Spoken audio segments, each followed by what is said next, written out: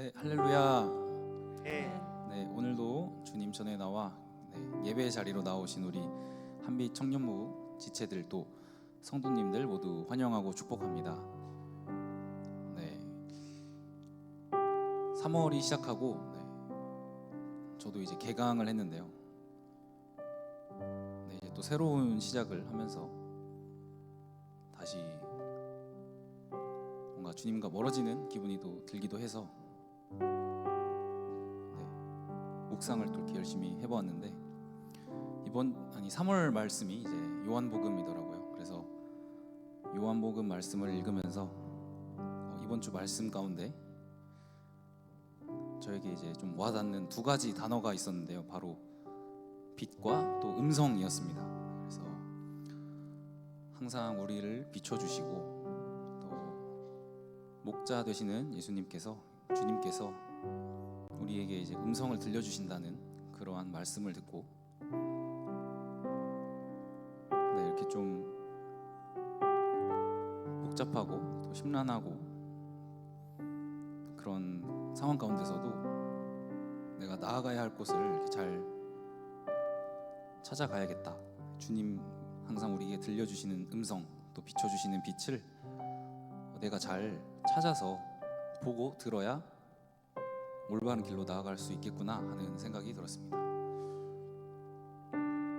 또 오늘 말씀 주제가 또 회개라고 하더라고요. 그래서 주님은 항상 우리를 비춰주시고 또 이끌어주시는데 멀어지는 것은 나였구나 라는 생각이 또 들었습니다. 그래서 항상 회개하는 마음으로 예배 자리로 나아가야겠다 하는 생각을 하게 되었습니다. 그래서 오늘 함께 찬양하실 때에도 주님의 빛, 또 음성을 찾아 나아가는 마음으로 또 회개하는 마음으로 깊은 예배의 자리로 함께 나아가기를 소망합니다.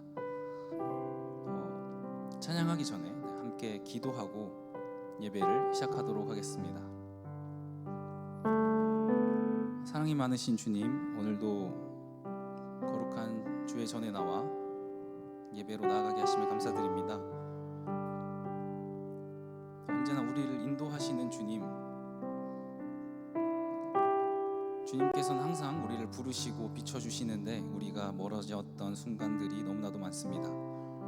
이 시간 온전히 주님께 다가가고 또 지난 날들 회개하길 원하오니 주님, 우리의 찬양, 우리의 기도 들어주시옵고 우리 죄를 모두 용서하여 주시옵소서.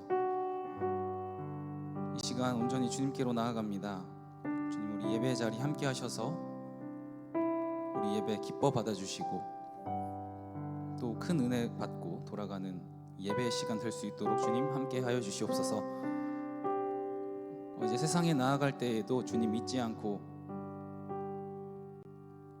또 회개하며 살아가는 우리 한빛 청년부 될 수 있도록 주님 도와주시옵소서. 언제나 감사드립니다. 사랑이 많으신 예수님 이름으로 기도합니다. 아멘.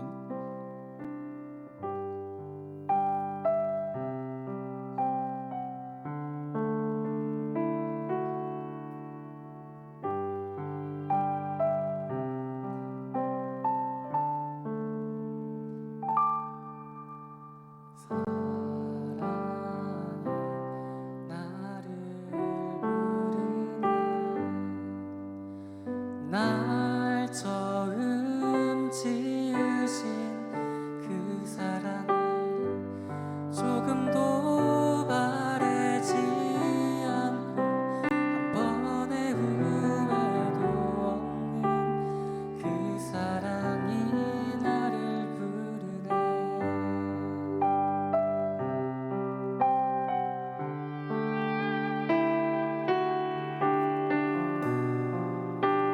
우리 함께 찬양합시다. 사랑이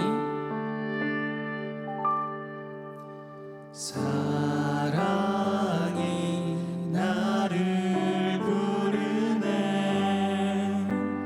날 처음 지으신 그 사랑이 조금도 바래지 않고 한 번의 후회도 없는 그 사랑이 나를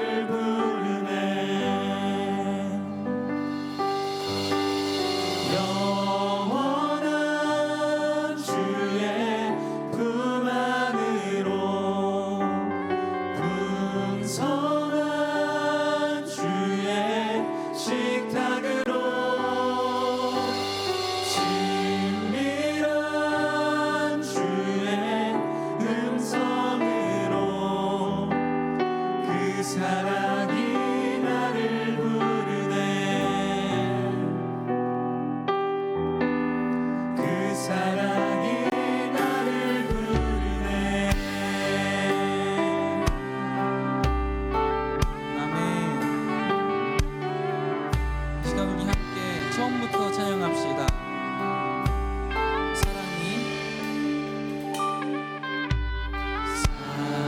사랑이 나를 부르네 날 먼저 찾아온 그 사랑이 지금도 나를 보시며 여전히 함께 하시는 그 사랑이 나를 부르네 아멘. 영원한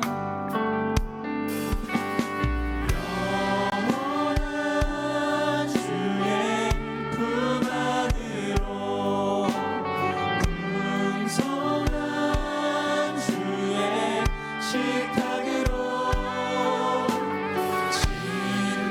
친밀한 주의 음성으로 그 사랑이 아멘. 우리 한 번 더 찬양합시다. 영원한 주의 영원한 주의 품 안으로 풍성한 주의 식탁으로 친밀한 주의 음성으로 그 사랑이 아멘. 그 사랑이 나를 부르네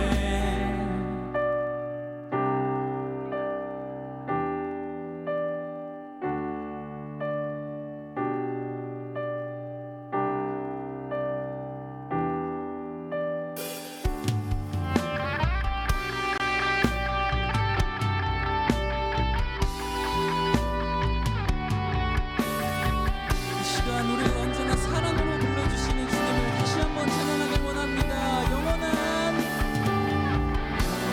영원한 주의 품 안으로 풍성한 주의 식탁으로 친밀한 주의 음성으로 그 사랑이 나를 우리 마지막으로 찬양합시다. 영원한 영원한 주의 품 안으로 풍성한 주의 식탁으로 친밀한 주의 음성으로 그 사랑이 나를 부르네 그 사랑이 사랑이 나를 부르네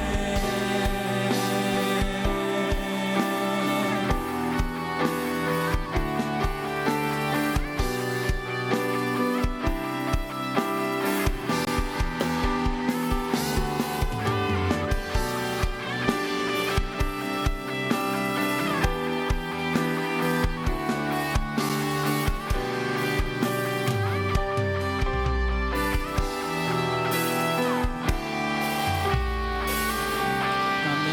이 시간 예배 자리로 나아갑니다. 아멘.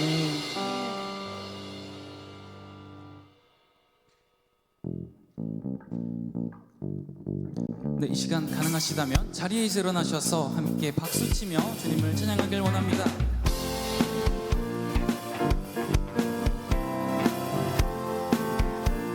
함께 찬양합시다. 어두운 나의 삶에 빛으로 오신 주 예수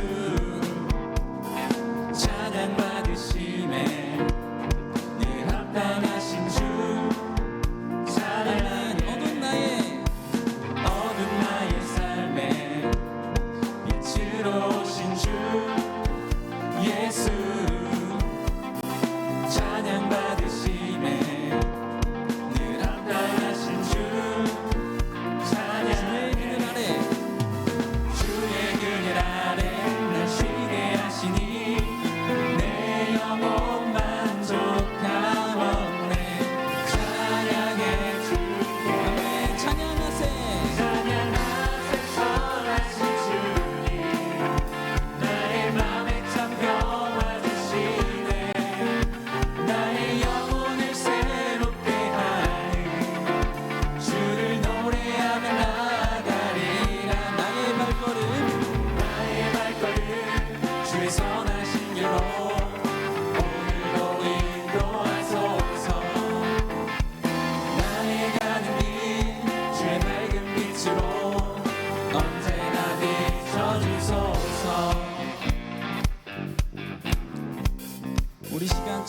다시 한번 찬양합시다. 어두운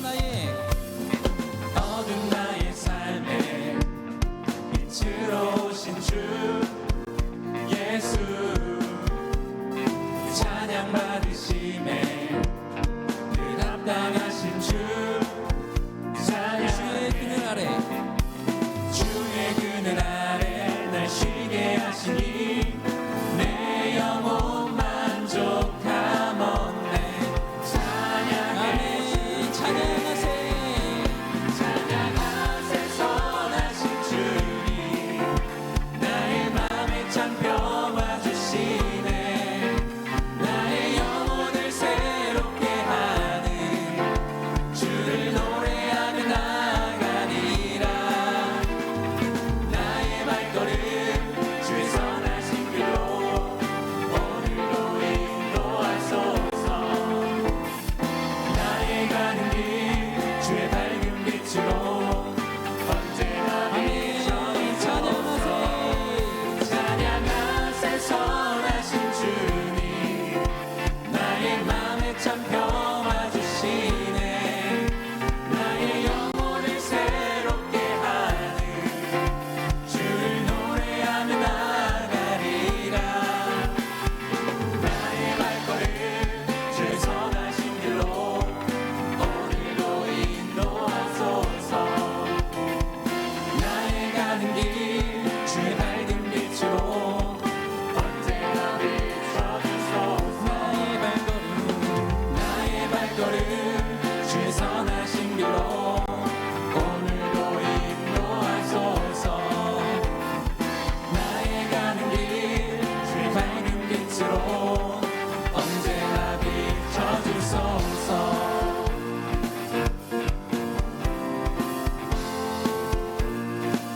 언제나 비춰 주소서.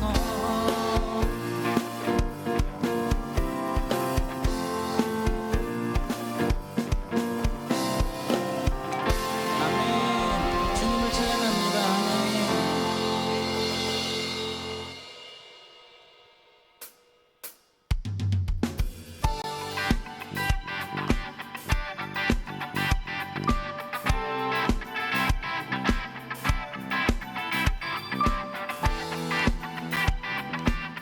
우리 다시 한번 주님을 찬양합시다. 주의 음성을 주의 음성을 내가 들으니 사랑하는 말일세 믿는 마음으로 주께 가오니 나를 영접하소서 주여 넓으신 주여 넓으신 은혜 베푸사 나를 받아주시고 나의 품은 뜻 주의 뜻같이 되게 하여 주소서 내가 매일 십자가 앞에 더 가까이 가오니 구세주의 흘린 보배 피로써 나를 정케 하소서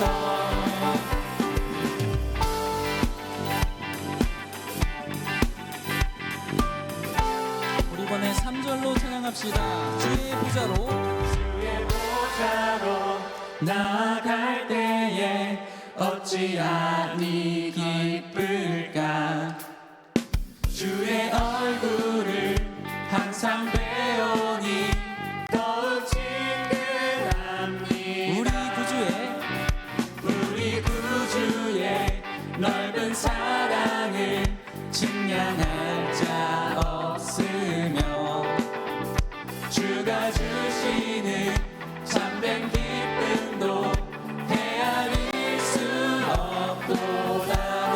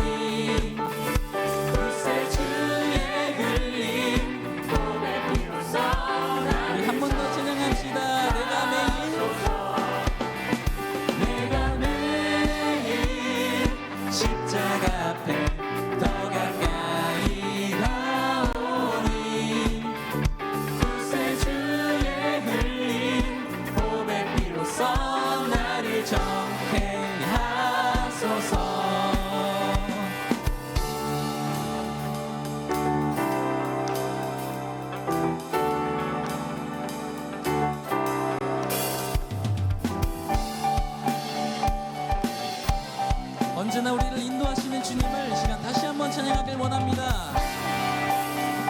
내가 매일 십자가 앞에 더 가까이 가오니 그새 주의 흘린 몸의 피로써 나를 우리 마지막으로 찬양합시다. 내가 매일 십자가 앞에 더 가까이 가오니 그새 주의 흘린 몸의 피로써 나를 정케 하소서. 아멘.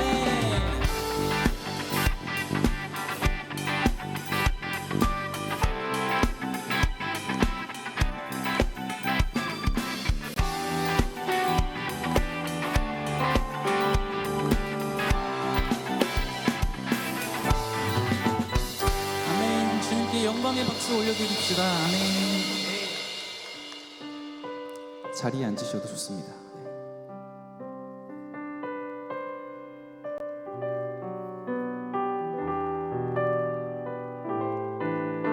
이 시간 함께 찬양합시다. 따스한 성령님,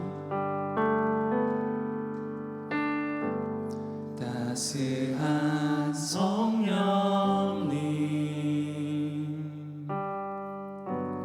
마음으로 보내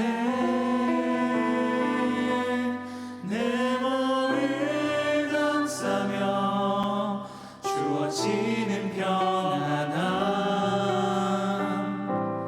만족함을 느끼네. 한 번 더 따스한 성령님,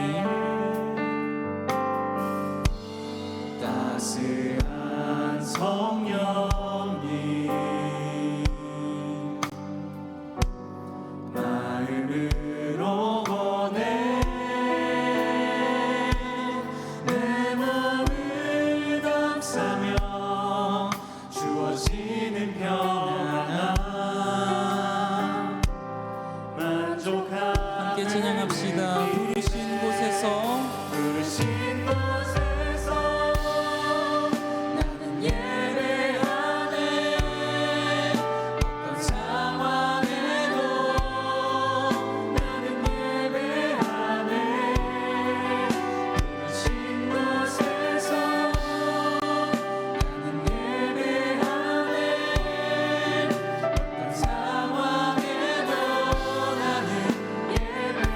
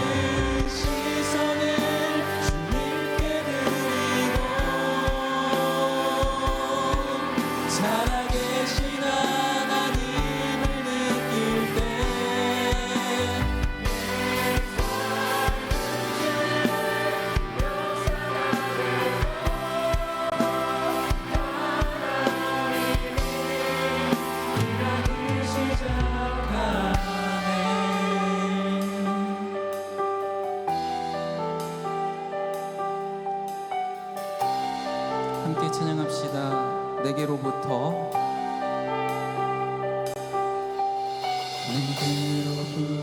눈을 들어 주를 보기 시작할 때 주를 보겠네.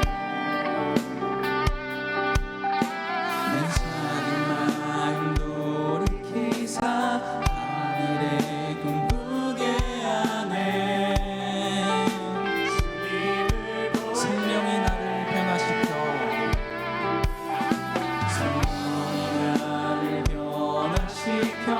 모든 두려움 사라질 때 주의 일을 보겠네. 황폐한 땅 한가운데서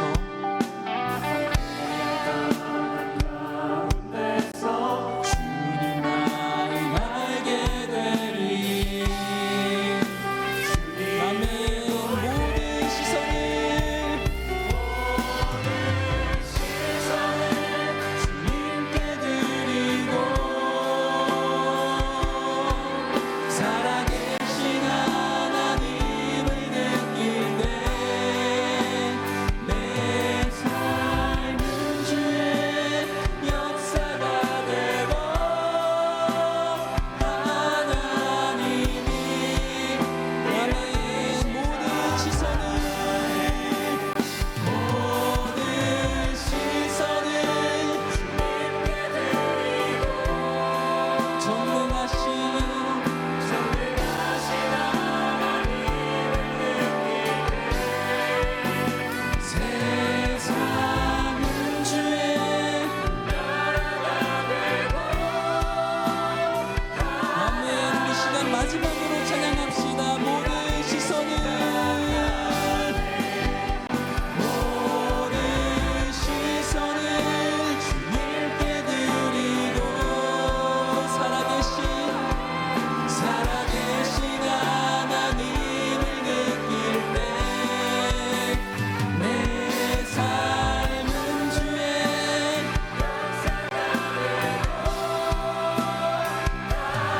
이 시간 주님께서 일하십니다.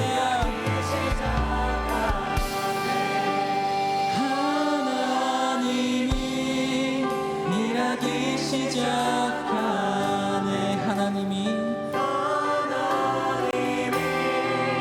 일하기 시작하네.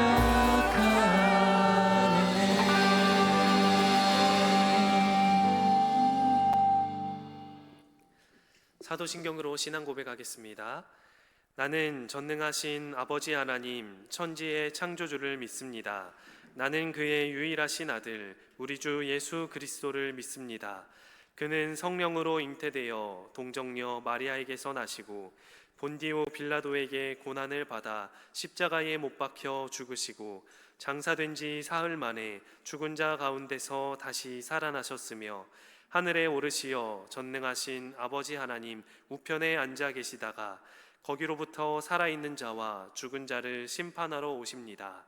나는 성령을 믿으며 거룩한 공교회와 성도의 교제와 죄를 용서받는 것과 몸의 부활과 영생을 믿습니다. 아멘.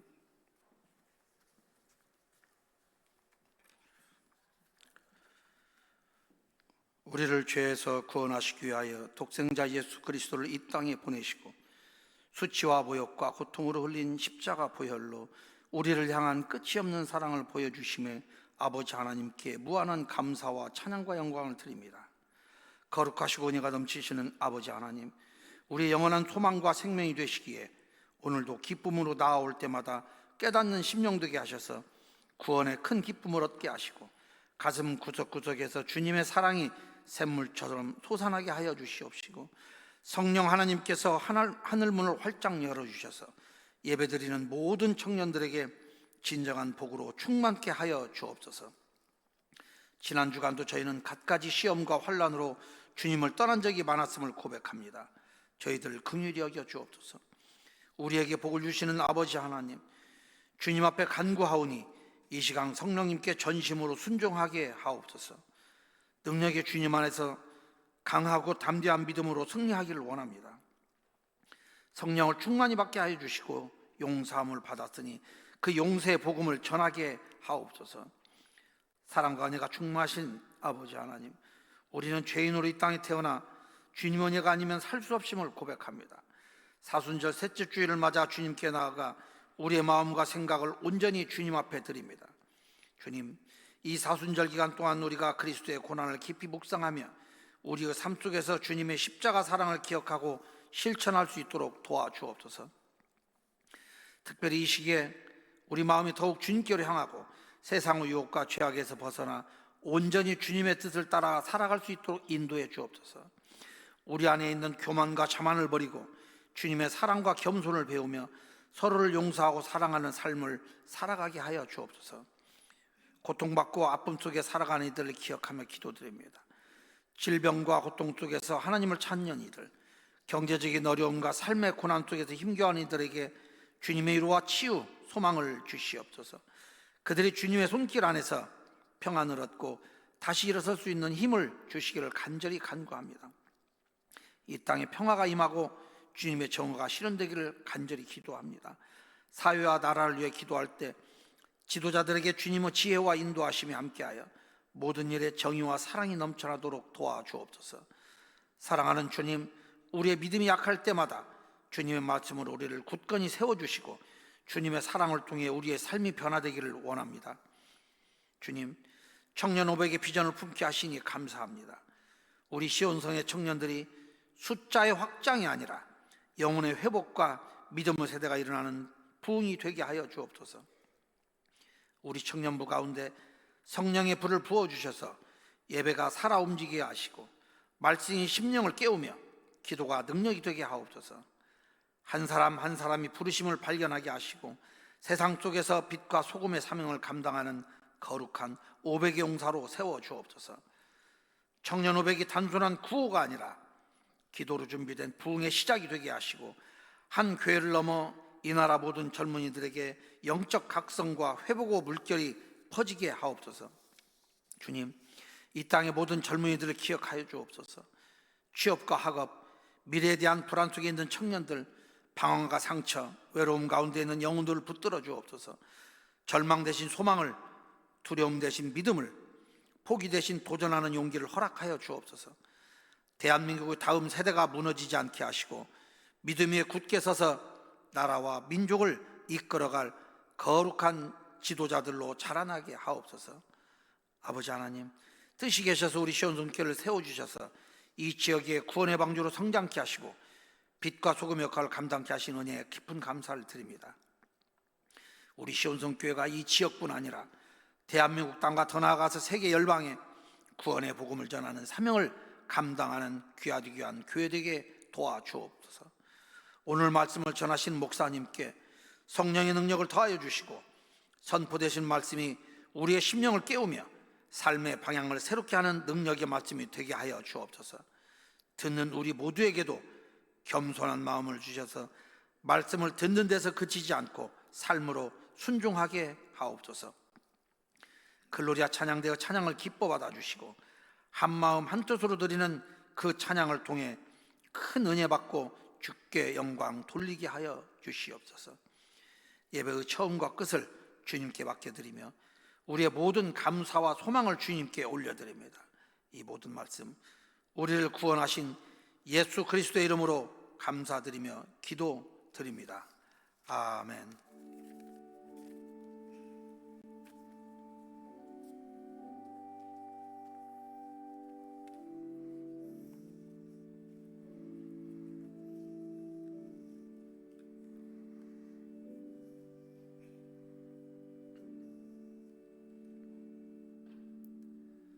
오늘 우리에게 주시는 거룩하신 하나님의 말씀은 시편 51편 1절에서 11절 말씀입니다. 시편 51편 1절에서 11절입니다. 하나님이여, 주의 인자를 따라 내게 은혜를 베푸시며 주의 많은 긍휼을 따라 내 죄악을 지워 주소서. 나의 죄악을 말갛게 씻으시며 나의 죄를 깨끗이 제하소서. 무릇 나는 내 죄과를 아오니 내 죄가 항상 내 앞에 있나이다. 내가 주께만 범죄하여 주의 목전의 악을 행하였사오니 주께서 말씀하실 때에 의로우시다 하고 주께서 심판하실 때에 순전하시다 하리이다. 내가 죄악 중에서 출생하였으며 어머니가 죄 중에서 나를 잉태하였나이다. 보소서, 주께서는 중심이 진실함을 원하시오니 내게 지혜를 은밀히 가르치시리이다. 우슬초로 나를 정결하게 하소서. 내가 정하리이다. 나의 죄를 씻어주소서. 내가 눈보다 희리이다. 내게 즐겁고 기쁜 소리를 들려주시사 주께서 꺾으신 뼈들도 즐거워하게 하소서. 주의 얼굴을 내 죄에서 돌이키시고 내 모든 죄악을 지워주소서. 하나님이여, 내 속에 정한 마음을 창조하시고 내 안에 정직한 영을 새롭게 하소서. 나를 주 앞에서 쫓아내지 마시며 주의 성령을 내게서 거두지 마소서. 아멘. 이 말씀은 살아계신 하나님의 말씀입니다. 아멘.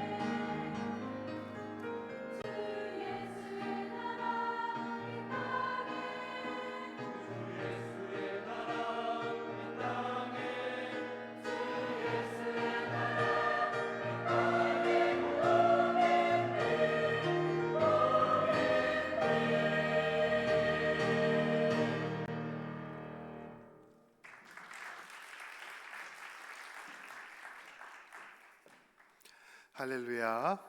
오늘도 예배 자리에 나오신 모든 분들을 주의 이름으로 환영하고 축복합니다. 우리 하나님께서 이 시간 말씀으로 큰 은혜를 주시고 우리의 삶에 찾아오시는 귀한 역사가 있을 줄 믿습니다. 우리 옆에 있는 분 이렇게 함께 인사할까요? 보고 싶었습니다. 이렇게 인사하겠습니다.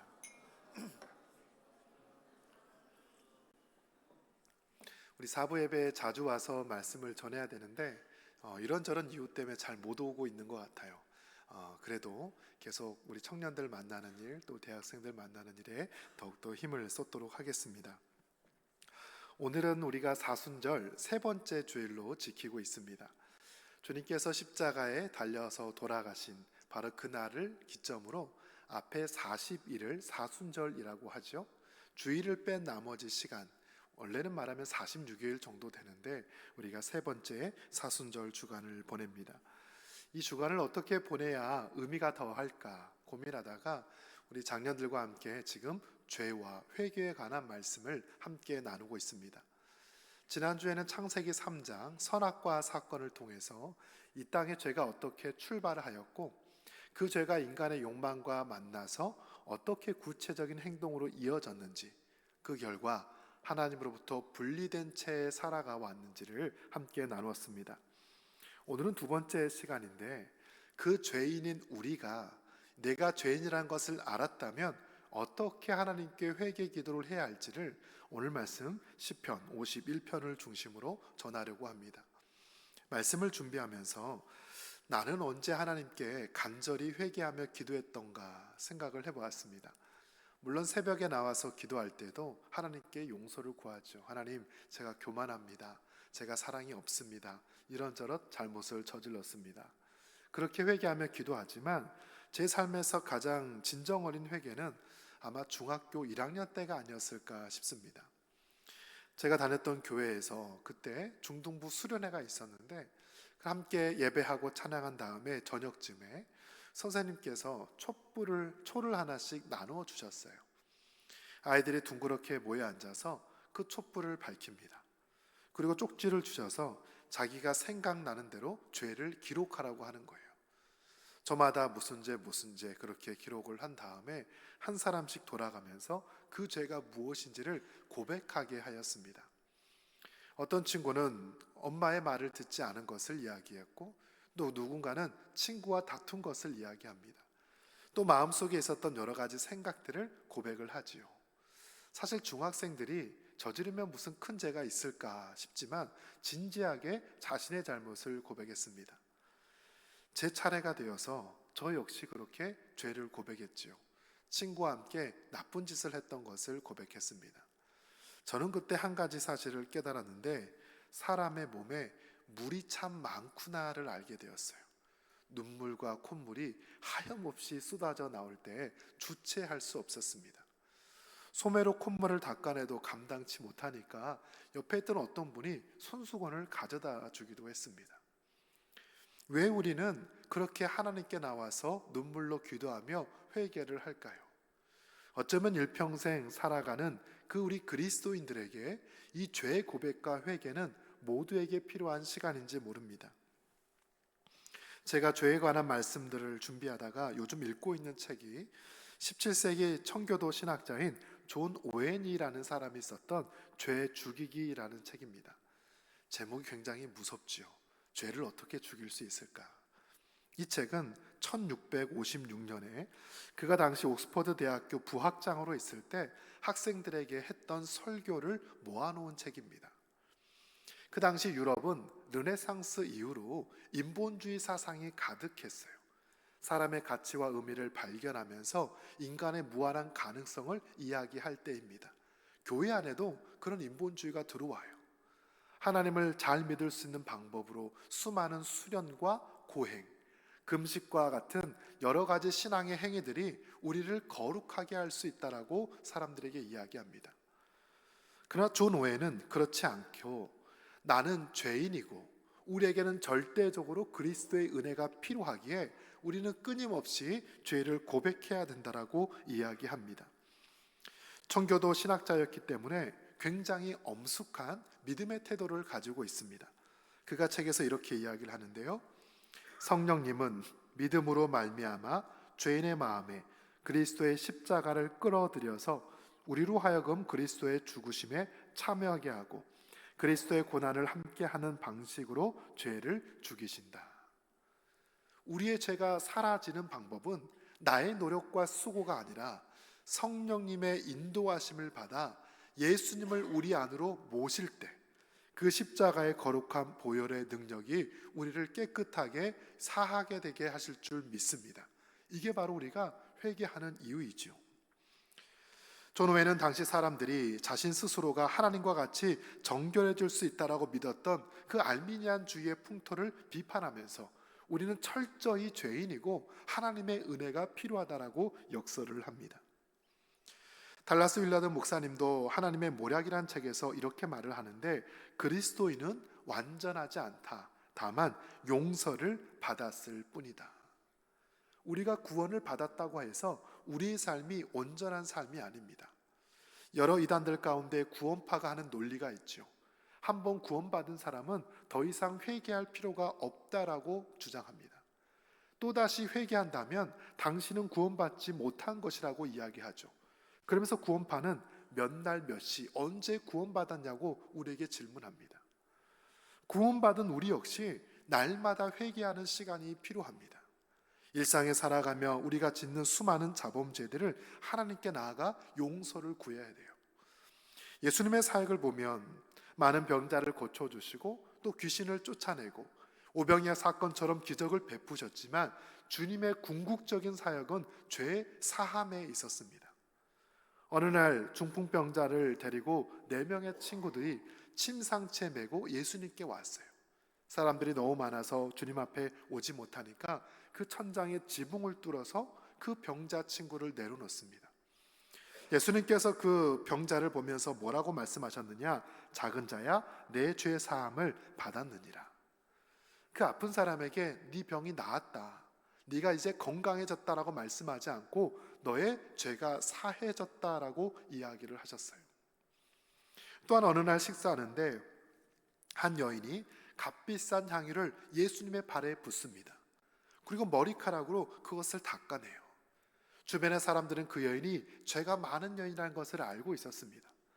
예수님께서 여자에게 하신 말씀, 여자에게 이르시되 내 죄 사함을 받았느니라. 또 주님께서 십자가에 마지막 달려 돌아가시면서 자신에게 창으로 찌르고 매질을 하고 가시면류관을 썼던 수많은 사람들, 자신을 모른 채 도망갔던 사람들에게 하나님께 이렇게 기도하죠. 아버지여, 저들을 사하여 주옵소서. 자기들이 하는 것을 알지 못하나이다. 예수님은 십자가에서도 우리의 죄 사함과 용서를 하나님께 구했을 뿐입니다. 자신을 건져달라고 기도하신 것이 아니라 우리의 죄를 용서해달라고 기도했어요. 왜 예수님은 사역의 그 중간중간마다 우리의 죄 사함을 위해서 그렇게 노력했을까? 우리가 새벽마다 새벽 기도하고 항상 마지막에 주기도문을 외웁니다. 주기도문은 이렇게 기록되어 있죠. 우리가 우리에게 잘못한 사람을 용서해 준 것 같이 우리 죄를 용서하여 주시고, 우리의 죄를 용서해 주십시오.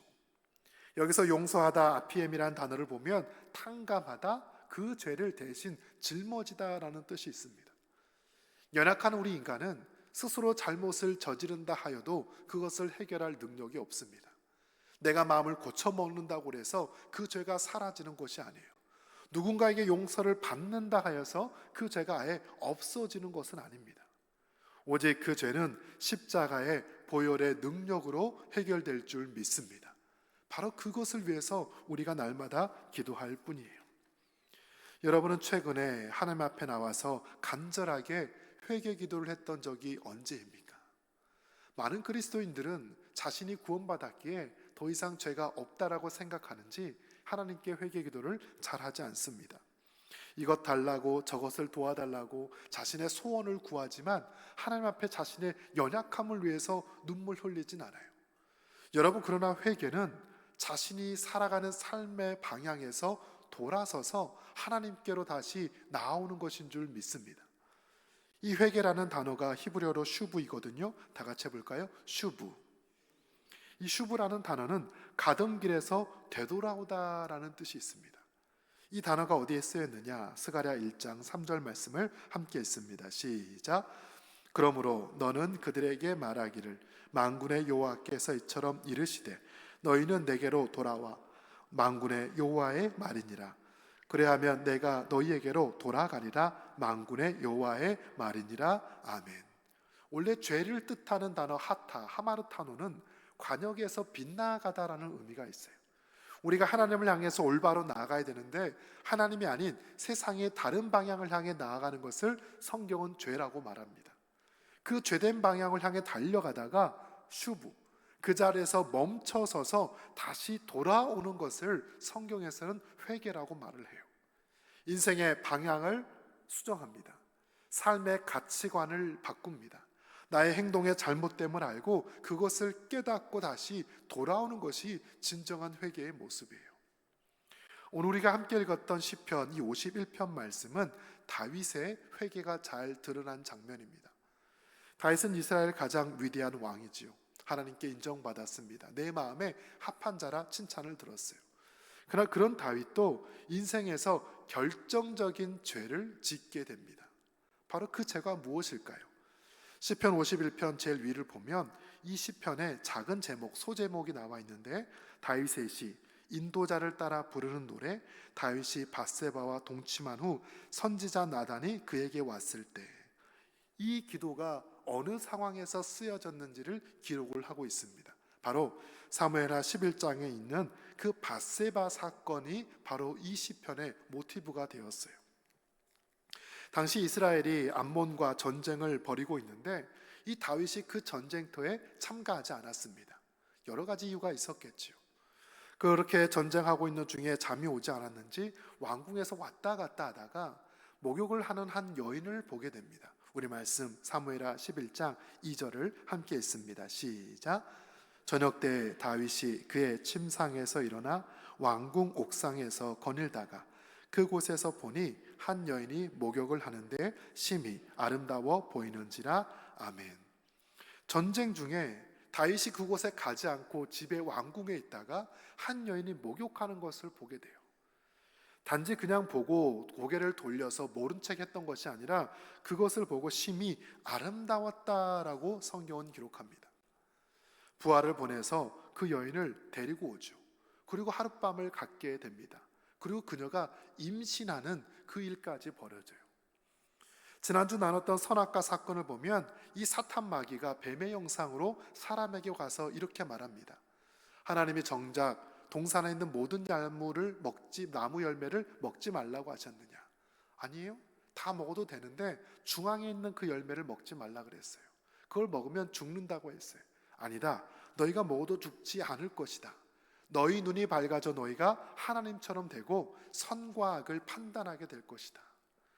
여자가 사탄의 말을 듣고 다시 선악과를 바라보니 보암직도 하고 먹음직도 하고 지혜롭게 할 만큼 탐스럽기까지 했다라고 되어 있습니다. 죄의 유혹이 인간의 욕망과 만났을 때 그것은 죄의 행동으로 이어지는 거예요. 다윗도 마찬가지죠. 여인을 보고 고개를 돌리면 그만인데 그녀에 대한 마음의 욕망이 올라옵니다. 그리고 그 여인을 데리고 오기까지 하지요. 그렇게 하룻밤을 보내고 말았습니다.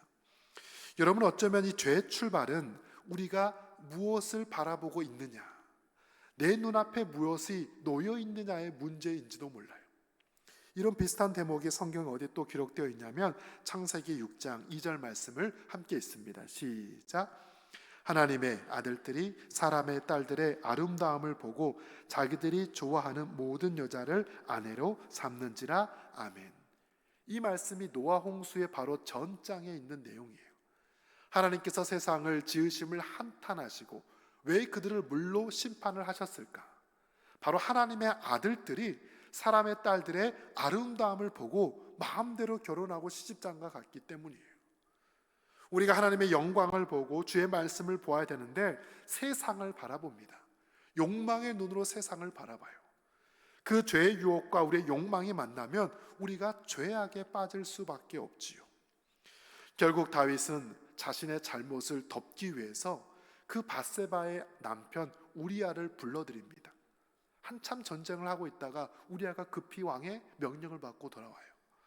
다윗은 그에게 그 전세가 어떠한지를 묻습니다. 별일이 없어요. 그랬더니 집에 가서 쉬라고 말을 하죠. 그러나 충성스러운 부하 우리아는 집으로 가지 않습니다. 길에서 잠을 자요. 자신의 부하들이 목숨을 걸고 싸우고 있는데 어떻게 혼자 편하게 잠을 잘 수 있냐며 왕의 명령을 거절해요. 다윗이 몇 차례 집에 가서 잠을 자라 그래도 그가 집에 가지 않습니다. 할 수 없이 다윗은 요압 장군에게 편지를 쓰지요. 우리아를 가장 치열한 전쟁터에 보내서 그를 죽게 만들어라. 결국 그는 자신의 죄를 덮기 위해서 그 남편 우리아를 죽음에까지 빠뜨리게 됩니다. 죄는 전염되고 또 전염돼요. 한 번 죄로 끝나는 것이 아니라 반복되고 지속되고 점점 확장되어 갑니다. 그것이 덮어진다고 해서 사라지는 것이 아니에요. 우리아가 죽고 나자 하나님은 나단 선지자를 다윗에게 보냅니다. 이 나단이 와서 다윗에게 이상한 이야기를 하나 들려줘요. 임금님, 어느 마을에 가보니 부자가 있고 가난한 사람이 있습니다.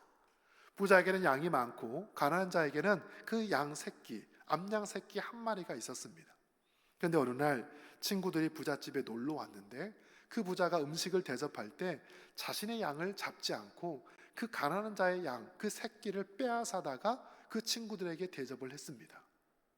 다윗이 그 말을 듣고 화가 나서 말하죠. 당장 그 사람을 잡아서 죽여라. 그리고 가난한 자를 더 4배나 갚아줘야 된다. 그렇게 다윗이 말하자마자 나단이 뭐라 그러냐면 바로 당신이 그 사람입니다. 이렇게 말하는 거예요. 그 부자 많은 것을 가지고 있지만 딱 하나 가지고 있는 그것을 빼앗아다가 자기 것을 삼았던 바로 그 파렴치한 사람이 당신입니다라고 다윗에게 이야기해요. 여러분, 어떻게 감히 왕 앞에 서서 왕의 잘못을 지적할 수 있겠습니까? 이것은 목숨을 걸지 않으면 할 수 없는 일이에요. 그러나 다윗이 바로 그 이야기를 듣고 자신의 죄를 깨닫기 시작합니다. 나의 죄가 이렇게 컸구나, 이렇게 많았구나. 그리고 그 이야기를 듣고 하나님 앞으로 돌아오는 것을 알 수 있어요. 저는 오늘 말씀 51편 이 말씀을 통하여서 우리가 어떻게 회개 자리로 나와야 하고 또 어떻게 하나님께 진정으로 회개 기도를 해야 되는지를 크게 3가지로 이야기하려고 합니다. 첫 번째는 내가 죄인이란 사실을 깨달을 필요가 있어요. 오늘 말씀 51편 2절과 3절을 함께 읽습니다. 시작.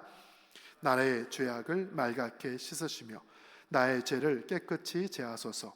무릇 나는 내 죄가를 아오니 내 죄가 항상 내 앞에 있나이다. 아멘. 나단 선지자의 이야기를 듣고 다윗이 자신의 죄과를 깨닫게 되었습니다. 여기서 죄과라는 히브리 단어가 페샤라는 단어를 써요. 다 같이 해볼까요? 페샤. 앞서 히브리어로 죄는 하타라고 했습니다. 관역에서 빗나가다. 그러나 이 페샤는 단순한 죄를 의미하는 것이 아니라 의도적인 반역과 의도적인 반대를 가지고 행한 그 죄를 페샤라고 해요. 마치 우상 숭배와 같은 죄가 페샤입니다. 다윗의 그 잘못은 한순간의 실수가 아닙니다. 계획된 범죄예요. 여인을 불러들였습니다. 그녀가 임신하자 그것을 덮기 위해서 남편 우리아를 불러들입니다. 그가 집에서 잠을 자지 않자 그를 가장 치열한 곳에 내보내서 그의 생명을 죽게 합니다. 이 다윗의 행동은 철저히 계획되고 의도된 행동이었어요. 한순간의 실수가 아니에요. 한 번의 잘못을 깨달았다면 회개하고 돌아오면 될 일인데 그것을 덮으려고 더 큰 죄를 지을 뿐입니다. 우리가 잘 아는 소설 중에 도스토옙스키의 죄와 벌이라는 소설이 있습니다. 아마 우리 청년들도 많이 읽었을 거예요. 그 소설을 보면 로자라는 청년이 등장해요. 근데 이 청년이 조금 이상한 생각을 가지고 있습니다. 세상 사람들을 둘로 구별하는데 하나는 범인, 또 하나는 비범인으로 구별해요. 이 범인들은 어떤 사람이냐? 평범한 사람들인데 그들은 가치 없고 죽어도 되는 사람들이라고 말합니다. 비범인들은 바로 그 범인을 죽여도 된 권세를 갖고 있는 사람들을 뜻해요. 힘이 있거나 정치인이나 권력을 가진 사람들이에요. 자신을 그렇게 비범인으로 생각했던 이 로자가 그 동네에 누가 죽어야 마땅할지를 떠올리다가 고리대금업을 하고 있었던 한 노파 어르신을 떠올립니다. 그리고 사람들이 보지 않을 때 가서 그 할머니를 죽이죠. 그의 범죄는 아무도 본 사람이 없습니다. 그러나 그 사람을 죽이고 난 다음에 로자가 마음에 극심한 죄책감에 빠져요. 당연히 죽여도 될 사람을 죽였는데 행동이 달라지고 말이 달라지고 막 정신을 못 차리게 됩니다. 그 모습을 보고 경찰이 로자를 부르죠. 추궁을 합니다. 네가 죽였냐? 끝까지 아니라고 말해요. 완전 범죄를 한 것입니다. 그러나 이 로자가 달라지는 시점이 있습니다. 그것은 바로 소냐라고 하는 한 여인을 만나면서부터 그가 변화돼요. 이 소냐는 불행한 집에서 태어났습니다. 어릴 적부터 부모의 돌봄을 받지 못하였고 그녀는 몸을 파는 일을 했어요. 많은 사람들을 만나며 그렇게 생활했던 사람입니다. 로자 입장에서는 범인, 죽어야 마땅한 여인인데 그 소냐가 자신을 사랑해주고 자신을 돌봐주고 함께할 때 진정한 삶의 가치를 그가 깨닫게 돼요. 그 소냐의 사랑을 받아서 로자가 경찰 앞에 가서 자신의 죄를 고백합니다. 법 앞에서, 사람들의 추궁 앞에서 자신의 잘못을 고백하는 것이 아니에요. 진정한 사랑을 그가 깨달았을 때 그 앞에 고백하기 시작합니다. 우리도 마찬가지이지요. 내가 인생을 살아가면서 나의 잘못이 무엇인가, 누군가가 지적한다고 해서 그게 쉽게 인정되지 않습니다. 나는 그런 적 없다고, 나는 잘못하지 않았다고 오히려 항변을 하겠죠. 그러나 하나님을 정말로 사랑한다면, 예수님을 정말로 사랑한다면 내 안에 찾아온 작은 죄일지라도 그것이 바로 하나님이 기뻐하지 않음을 알 때 우리가 내 스스로가 죄인이란 사실을 고백하게 될 줄 믿습니다. 바로 나단과 같이, 소냐와 같이 우리의 죄를 깨닫게 해주는 누군가가 있다면 우리가 거기서 멈춰야 돼요. 다윗은 자신이 죄인이란 사실을 알게 되었습니다. 그리고 자신의 죄를 하나님께 고백하기 시작하죠. 우리 말씀 51편 5절을 함께 읽습니다. 시작. 내가 죄악 중에서 출생하였으며 어머니가 죄 중에서 나를 잉태하였나이다. 아멘. 다윗이 어떻게 고백하냐면, 하나님, 저는 죄악 중에서 태어났습니다. 엄마 뱃속에 있을 때부터 저는 죄인으로 태어났습니다. 자신이 철저하게 죄인이고 죄인이기에 죄를 지을 수밖에 없는 존재라고 그가 고백을 합니다. 우리가 아는 종교개혁자 존 깔뱅이 인간을 뭐라고 이야기하냐면, 인간은 죄로 인하여서 철저히 타락한 존재라고 이야기를 했습니다. 단지 행동으로만 죄를 짓는 것이 아니라 죄인된 인간은 생각과 또 마음과 의지, 모든 것이 다 죄로 물들었다고 깔뱅은 이야기해요. 그는 기독교 강요에서 이렇게 말하는데, 인간의 모든 것은 머리부터 발끝에 이르기까지 마치 물을 뒤집어 쓴 것 같아서 한 부분도 죄가 없는 곳이 없다. 머리부터 발끝까지 우리가 오염되었다라고 깔뱅은 이야기합니다. 더 나아가서 깔뱅은 인간은 자체 내에 죄 외에는 아무것도 지니고 있지 않다라고도 이야기했어요. 왜 깔뱅은 인간을 극도로 죄인으로 분류를 했을까? 바로 죄의 깊은 의미를 아는 자만이 하나님의 구원의 은혜에 감격하기 때문입니다. 내 죄가 크고 무겁다는 것을 아는 사람만이 하나님의 구원의 은혜를 기뻐할 수 있기 때문이에요. 여러분, 카톨릭에 가면 카톨릭 신자들이 사제들, 신부들 앞에서 그렇게 고해성사를 할 때가 있습니다. 신부님, 내가 이런 죄를 졌습니다. 마음에 이런 생각이 찾아옵니다. 그렇게 신부에게 자신의 죄를 고백하죠. 그러면 사제는 그에게 죄가 없어졌다고 죄사함을 선포합니다. 그런 이 대목에서 과연 우리 인간이 죄를 사할 수 있는 권한이 있을까? 여러분, 청년들이 저에게 와서, 목사님, 제가 이런 죄를 졌습니다. 어떻게 할까요? 이제 너의 죄는 사해졌다. 제가 감히 그렇게 말할 수 있겠습니까? 죄의 사함은 사람에게 있는 권세가 아니지요. 그러나 왜 그들은 그렇게 고해성사를 통하여서 인간의 죄를 용서하고 있을까? 바로 성경의 이 구절에서 착안한 것인데, 요한복음 20장 23절 말씀 같이 읽습니다. 시작. 너희가 누구의 죄든지 사하면 사하여질 것이고 누구의 죄든지 그대로 두면 그대로 있으리라 하시니라. 아멘. 우리가 누군가의 잘못을 사하면 없어지고 그대로 두면 그대로 있는다라는 이야기예요. 우리는 이 대목에서 밀양이라는 영화를 떠올립니다. 너나 잘하세요. 죄를 지었던 한 남자가 그 아이들을 죽인 다음에 감옥에 가요. 그리고 가서 그 죽음당한 엄마가 찾아가죠. 저주를 합니다. 그러나 그 죄인이 너무나 평안하게 말을 합니다. 무엇이라고 말하냐? 하나님께서 나를 용서해 주셨습니다.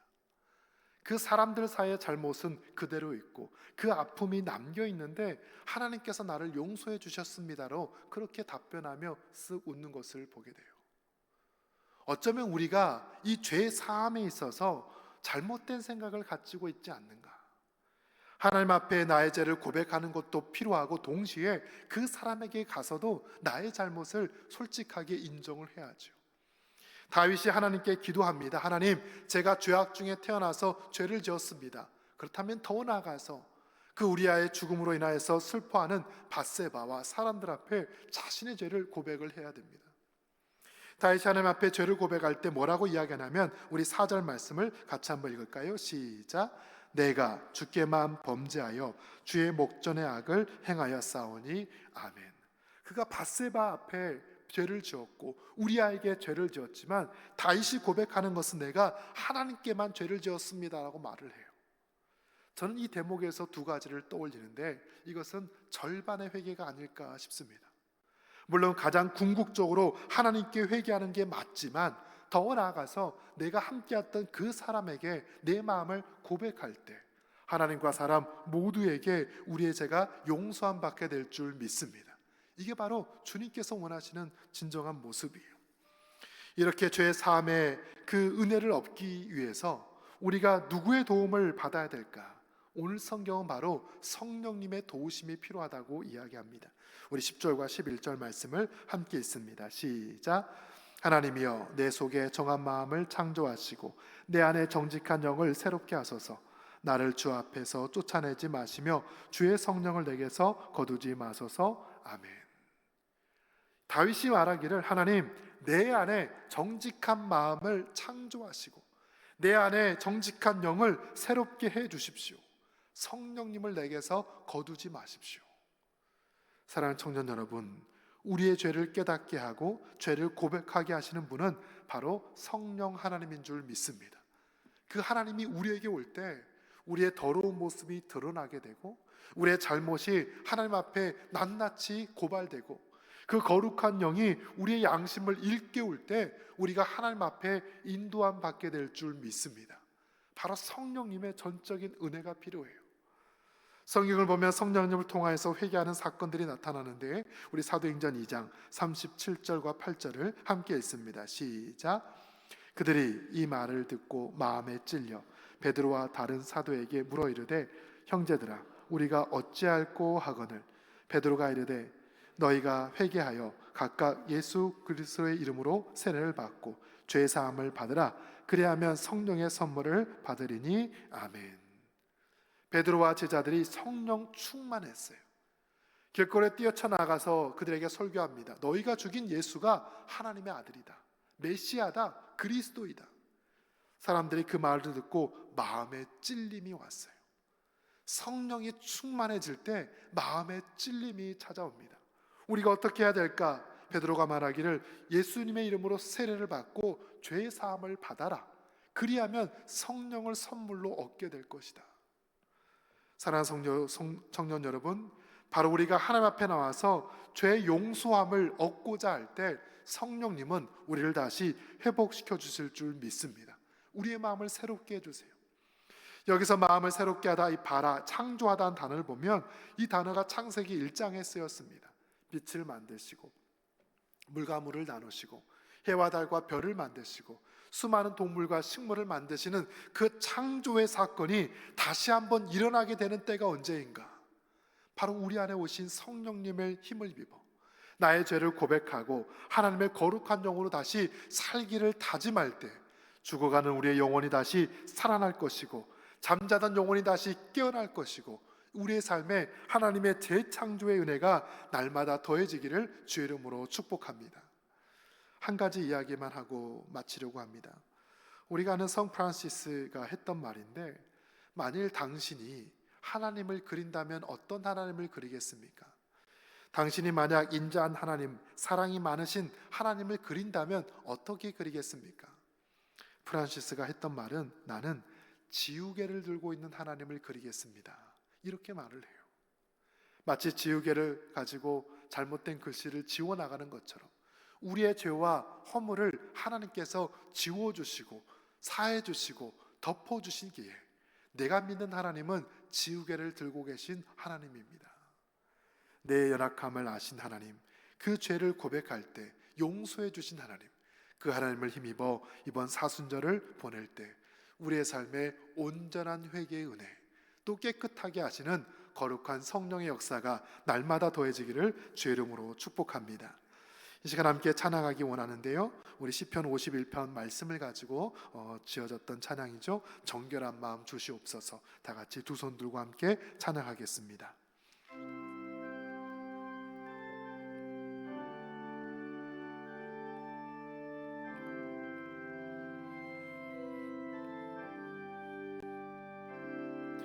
정결한 마음 주시옵소서.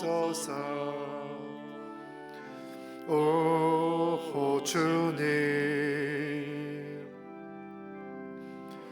정직한 영을 새롭게 하소서. 정결한 마음 주시옵소서. 정결한 마음 주시옵소서.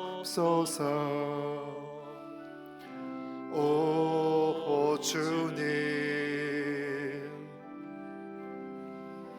정직한 영을 새롭게 하소서. 나를 주님 앞에서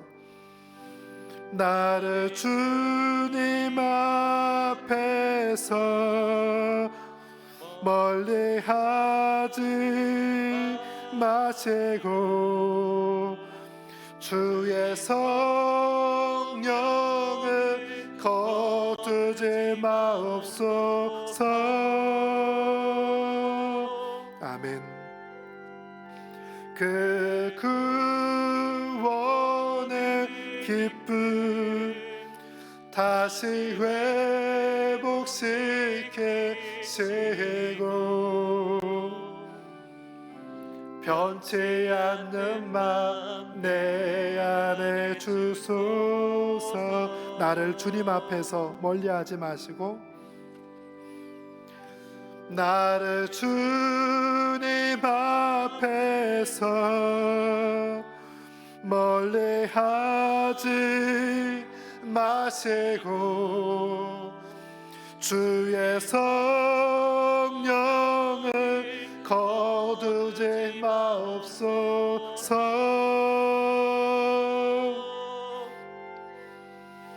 그 구원의 기쁨 다시 회복시키시고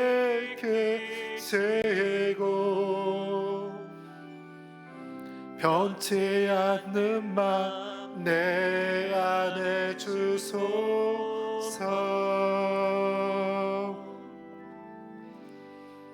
하나님 아버지, 사순절 한복판을 지나고 있습니다.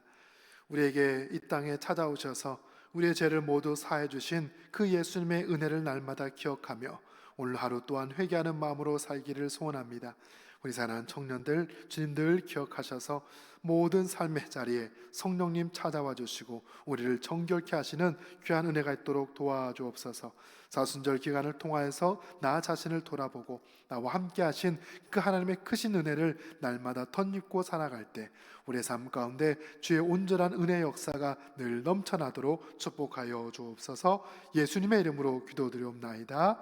아멘.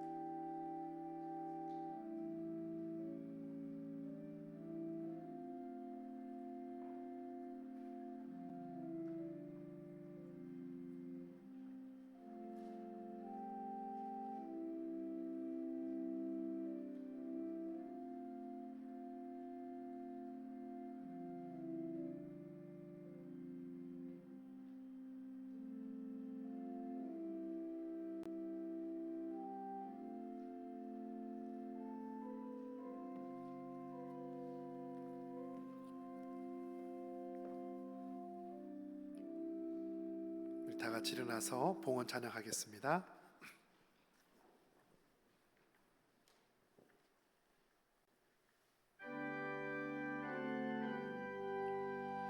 나의 생명 드리네 주여 받아 주셔서 세상 살아갈 동안 찬송하기 하소서. 나의 보아 드리네 주여 받아 주셔서 하늘나라 위하여 주 뜻대로 쓰소서. 아멘. 하나님 감사합니다.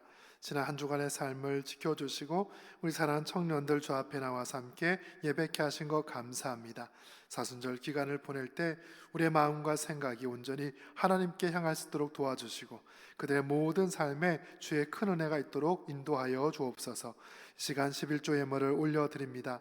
나의 소득과 가정 모든 삶이 하나님의 것임을 고백하며 나아가온즉 주님 이들을 축복하시고 책임져 주시사 날마다 차고 넘치는 귀한 은혜가 있도록 도와주옵소서. 학업하는 자에게는 지혜를 주시고 또 일하는 자에게는 건강과 명철을 주시고 또 결혼을 준비하는 자에게는 만남의 은혜를 허락하셔서 하나님께서 함께 하시는 귀한 축복이 날마다 넘쳐나게 도와주옵소서. 시간 또한 감사 예물을 올려드립니다. 기도응답에 감사하여서 또 범사에 감사하여서 여러 제목을 따라 드린 손길을 축복하시고 날마다 감사가 넘쳐나는 복된 가정 되게 하여 주옵소서. 또 성경금 헌당 예물을 드립니다. 우리 교회가 땅끝까지 복음을 전파하며 주의 몸된 교회를 아름답게 세워나가도록 인도하여 주옵소서. 예수님의 이름으로 기도드리옵나이다. 아멘. 교회 소식 전하도록 하겠습니다. 여러분 작년부 주보를 보시면 여러분에게 해당되는 것은 많지는 않은데요. 일단 세례식 있습니다. 다음 주까지 우리 세례 입교 원하시는 분들은 꼭 사무실로 신청을 해주시고 모임 2번을 보시면 우리 금요기도회가 이번 주부터 시작합니다. 우리가 그동안 금요기도회를 잠깐 가정 예배로 돌렸었는데 이 시간 다시 우리 금요기도회를 시작하려고 합니다. 8시에 우리 중등부실 다니엘홀에서 있고요. 아마 들어올 때 그 기도 제목 카드를 받을 겁니다. 그러면 거기에 여러분 기도 제목을 써주시고 나중에 설교 후에 함께 기도할 때 한 15분 20분은 같이 공통의 기도를 합니다만 나머지 10분은 각자 개인을 위해서 기도합니다. 그럴 때 우리 목사님들께서 축복 기도도 해주시고 또 안수 기도를 해주실 거예요. 그래서 여러분 꼭 기도 제목을 써주셔서 함께 기도의 자리에 나오시면 되겠습니다. 다른 광고는 주보를 참고하겠습니다. 시간 다 같이 일어나서 함께 주기도문 찬양하겠습니다.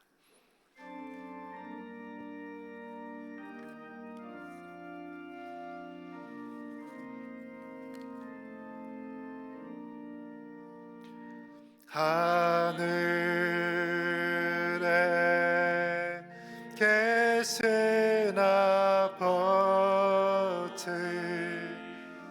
이름 거룩하사 주님 나라 임하시고 뜻이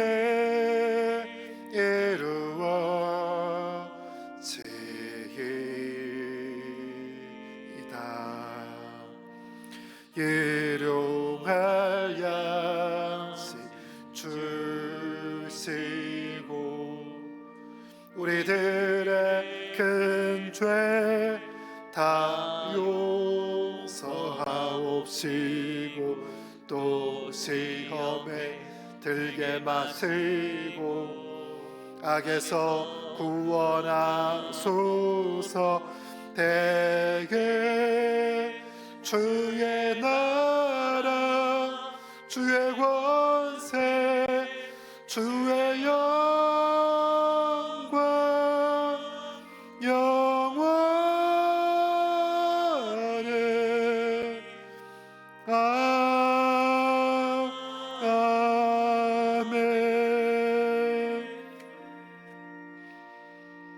이제는 우리 구주 예수 그리스도의 은혜와 우리 아버지 하나님의 크신 사랑과 성령님의 감동 감화심의 역사가 이제 스스로가 죄인인 것을 깨닫고 날마다 주님 앞에 나와서 그 죄를 자복하기로 다짐하는 우리 사랑하는 청년들 위해, 그들의 가정과 학교와 모든 삶의 자리 위에, 우리 교회와 나라와 민족 위에 이제로부터 영원토록 함께 계시기를 간절히 축원하옵나이다. 아멘.